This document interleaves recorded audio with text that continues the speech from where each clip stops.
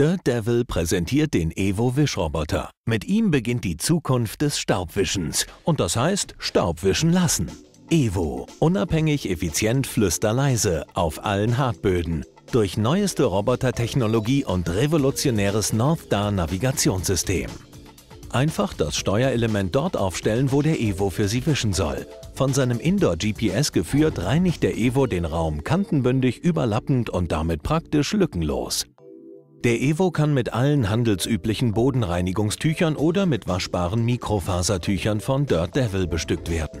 Um Staub, Schmutz oder Tierhaare vollständig aufzunehmen, einfach ein trockenes Bodenreinigungstuch an der Wischsohle des Evo befestigen.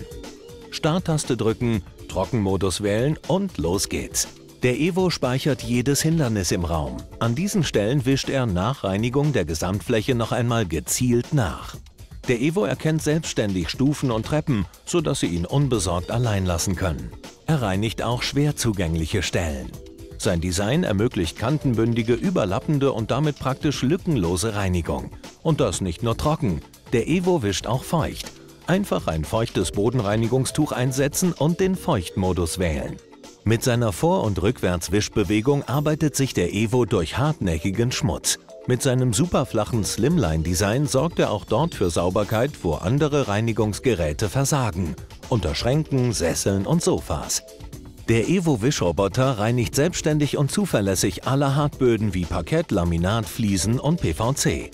Nach dem Wischen kehrt er zum Ausgangspunkt zurück und schaltet sich automatisch auf Standby. Voll aufgeladen arbeitet der Evo bis zu 3 Stunden lang. Danach einfach ans Netzteil anschließen und er ist schnell wieder einsatzbereit. Evo, die Zukunft des Staubwischens.